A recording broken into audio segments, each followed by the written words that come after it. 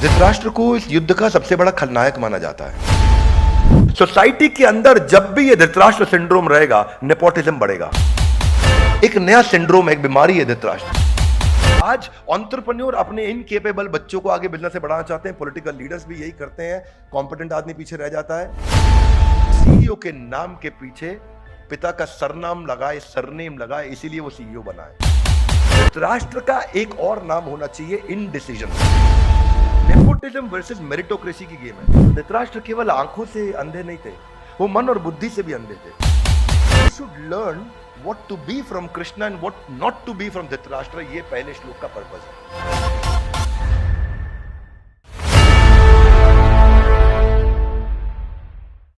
ग्रंथराज श्रीमद् भगवद गीता की जय। आज से हम शुरू करने जा रहे हैं गीता इन एक्शन। पहले करेंगे हम मंगलाचरण। मंगलाचरण क्या होता है? आप ऑस्पिशियसनेस का इन्वोकेशन करते हैं। तो आप मेरे साथ में आंख बंद करके प्रार्थना कर सकते हैं। ओम अज्ञानतिमिरान्धस्य ज्ञानञ्जनशलाकया चक्षुरुन्मीलितं येन तस्मै श्री गुरुवे नमः।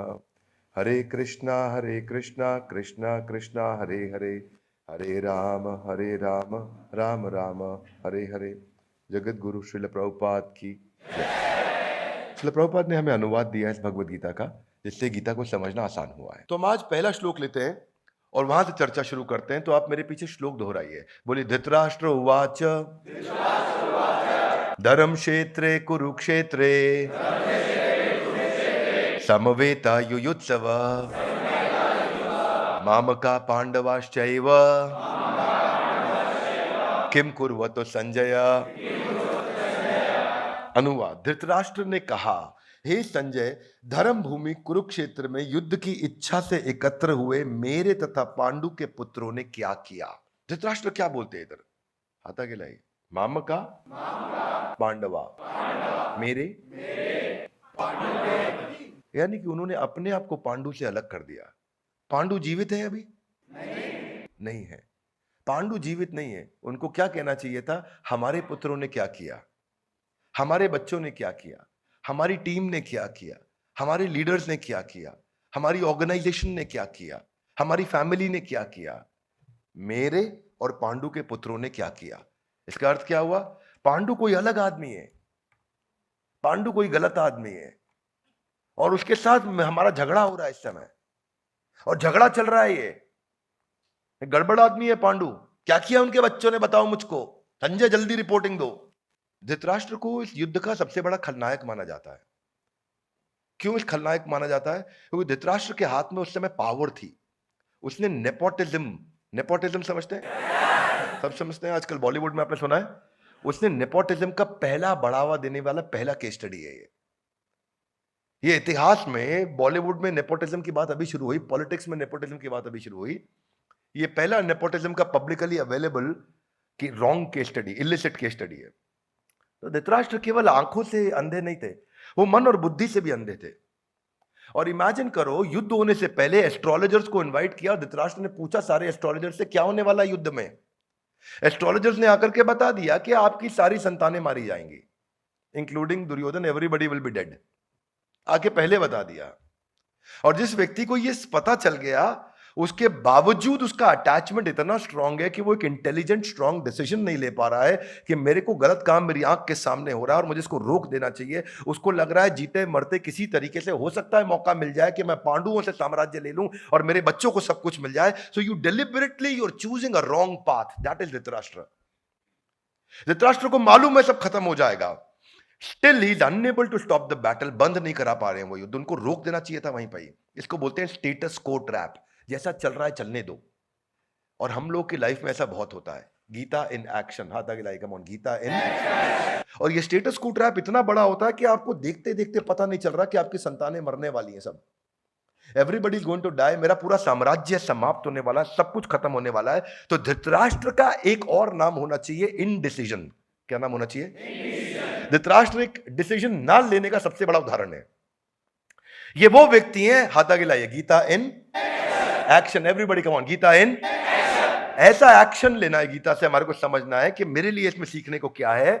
देखो, अगर बिजनेस नहीं चल रहा है, खराब चल रहा है और गड़बड़ चल रहा है, तो आप जब घोड़े से चल रहे हो और मालूम है कि घोड़ा पगला गया और गड़बड़ करेगा और तकलीफ करेगा, तो घोड़े से गिर जाने में समझदारी है, पर प्लानिंग करके गिरना चाहिए। वो मोर टाइम, कैसे गिरना चाहिए? घोड़े से प्लानिंग करके गिर जाओ चलते घोड़े से, तो चोट कम लगेगी। क्योंकि जिस दिन घोड़े ने जबरदस्ती गिरा के ऊपर आके चढ़ गया तो गेम ओवर हो जाएगा। क्या मेरी बात समझ आ रही है? तो अगर सिचुएशन को बदलना है तो इंटेलिजेंटली बदलना चाहिए था। धृतराष्ट्र की जगह कोई और होता बुद्धिमान आदमी, तो सामने पांडवों की टीम के 3-4 लीडर को और कृष्ण को बुला करके एक थोड़ा बैठ करके डिस्कशन, नेगोशिएशन कर लेते। भाई देखो, बीच का कोई रास्ता निकाल लेते हैं। जब समझ में आ गया, एस्ट्रोलॉजर्स ने बता दिया, उनकी पावर को वो समझ रहे हैं।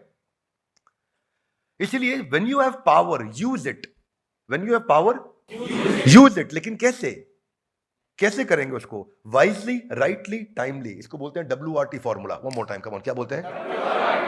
हाथ आगे लाइए। Wisely, rightly, timely. One more time, come on. क्या मतलब होता है इसका? वाइजली मतलब बुद्धि के साथ, राइटली मतलब ईमानदारी के साथ, टाइमली मतलब समय के साथ। हाथ आगे लाइए। वाइजली मतलब, राइटली मतलब ईमानदारी के साथ। ईमानदार नहीं थे धृतराष्ट्र। और टाइमली मतलब बच्चे सारे 100 के 100 पुत्र मारे गए, उसके बाद करने का डिसीजन कोई फायदा रह गया? नहीं। ऐसे ही देखते देखते जिंदगी में समय स्टूडेंट के हाथ से निकल जाता है। एक एंट्रेंस में फेल हुआ, दूसरे में फेल हुआ, तीसरे में फेल हुआ। हाथ आगे लाई। क्यों? क्योंकि वाइजली, राइटली, टाइमली उसने एक्शन नहीं लिए। हाथ आगे लाइए। Gita in action, not in theory. We will discuss Gita in action. Game changer है ये ग्रंथ। जो आदमी भगवत गीता एक बार पढ़ लेना, उसके बाद से कुछ पढ़ने की जरूरत नहीं। जिंदगी भर का एडिक्शन, एक मूवी को दूसरी बार नहीं देख सकते आप जिंदगी में, लेकिन भगवत गीता को जिंदगी भर लगातार हर जन्म में पढ़ सकते हो और आपको लगेगा हर बार के फ्रेश सबसे पावरफुल ग्रंथ है। ये ताकत है भगवत गीता की। आज धृतराष्ट्र को बोलते हैं ये एक नया सिंड्रोम है, एक बीमारी है धृतराष्ट्र। इसको बोलते हैं कारपेट के नीचे सिंड्रोम। क्या बोलते हैं? क्या होता है ये कारपेट के नीचे सिंड्रोम? कभी काम वाली बाई को देखा है? धृतराष्ट्र में और काम वाली बाई में कॉमनैलिटी बताता हूं आपको। अपमान करने के लिए नहीं बोलूंगा, पर रिपोर्ट करने के लिए बताऊंगा कि काम वाली बाई की अगर नजर हट जाती है और देखती है कुछ गंदगी है, तो चलते चलते साफ करते करते कारपेट के नीचे छोड़ के निकल जाती है, नहीं तो लंबा काम करना पड़ेगा। क्या मेरी बात समझ आ रही है? ऑर्गेनाइजेशंस में ऐसा बहुत होता है, सामने आपके कंपनी में गलती हो रही है, भारी गलती हो रही है, लेकिन लीडर चुप रहता है। अरे भी बता दूंगा तो डांट पड़ेगी, बता दूंगा तो मुझे काम करना पड़ जाएगा, अरे बता दूंगा तो खुद ही सॉल्व करना पड़ जाएगा, तो चुप रहता है। हाथ आगे लाइए। कारपेट के नीचे। तो जब आप कारपेट खोलते हो, कीड़े ही कीड़े निकलते हैं। कुछ महीनों के बाद जब आप कारपेट खोलते हो, कीड़े ही कीड़े निकलते हैं। देखा आपने? छोटे छोटे कीड़े, मिट्टी, गंदगी निकलती है। धृतराष्ट्र वाज प्रैक्टिसिंग कारपेट के नीचे सिंड्रोम। हाथ आगे लाइए। कैसे? देख रहे हैं सब गलत हो रहा है, लेकिन चुप बैठे। जो गलती हो रही कारपेट के नीचे डाल के चुप। उनको चैलेंज किया था, विदुर ने पहले ही चैलेंज किया था उनको। उधर के सबसे इंटेलिजेंट लोगों ने चैलेंज किया कि Dhritarashtra is blind, he should not be made the king. Dhritarashtra को राजा नहीं बनाना चाहिए। और धृतराष्ट्र अपने, अगर वो चेयरमैन है बोर्ड के और देख रहे हैं कि बोर्ड में दोनों प्रकार के मेंबर्स हैं, मेरे बोर्ड में शकुनी भी अवेलेबल है which is the evil one, और मेरे बोर्ड में भीष्म पितामह भी अवेलेबल है who is the gentle one, I should listen to both of them, लेकिन मैं सुन नहीं रहा हूं भीष्म पितामह को। यानी कि बोर्ड में एडवाइजर तो बुद्धिमान थे, लेकिन मैं उन एडवाइजर की एडवाइजरी ले नहीं रहा। हाथ आगे लाइए। क्यों? मैं और मेरा, मैं और मेरा, मैं धृतराष्ट्र, मेरा पुत्र दुर्योधन, हमको सब कुछ मिलना चाहिए। और यही बायस जो है ना, स्टेटस को ट्रैप, इसी ने काम खराब किया। What is WRT formula? याद रहेगा आपको? क्या है? One more time, come on. Wisely, याद रखिए इसको। सोसाइटी के अंदर जब भी ये धृतराष्ट्र सिंड्रोम रहेगा, नेपोटिज्म बढ़ेगा। और वो नेपोटिज्म क्या है? आज एंटरप्रेन्योर अपने इनकेपेबल बच्चों को आगे बिजनेस से बढ़ाना चाहते हैं, पॉलिटिकल लीडर्स भी यही करते हैं, कॉम्पिटेंट आदमी पीछे रह जाता है।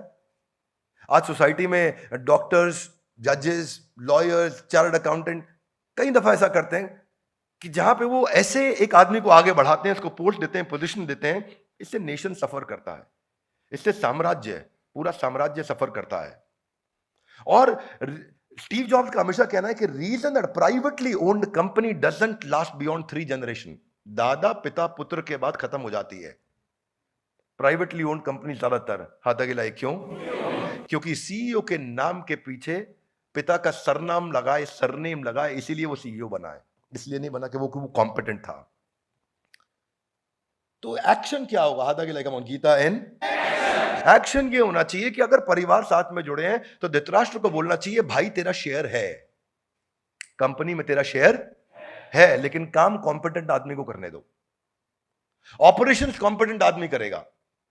तेरी ओनरशिप है, अगर मेरी ये प्रॉपर्टीज हैं, तेरी प्रॉपर्टी में रजिस्ट्री है, but the work should be done by a competent man, not you Duryodhan. अगर भाइयों में भी झगड़ा चल रहा है तो भाइयों को भी बोलना चाहिए कि हम लोग फैमिली हैं, हम लोग फैमिली का ओनरशिप में शेयर है, लेकिन प्रोफेशनल आदमी को आकर के इस कंपनी को चलाने दो। That is what happened between Baidyanath and Dabur. Dhritarashtra was more like Baidyanath, not Dabur. मैं आपको एक्सप्लेन करूंगा कैसे। डाबर ने कभी भी अपने परिवार को टूटने नहीं दिया, सबकी अपनी शेयर होल्डिंग रखी, लेकिन प्रोफेशनल टॉप लीडरशिप को ला करके उनको दिया कि तुम कंपनी डाबर को चलाओ। पर बैद्यनाथ ने क्या किया, आपस में सब तोड़ लिया।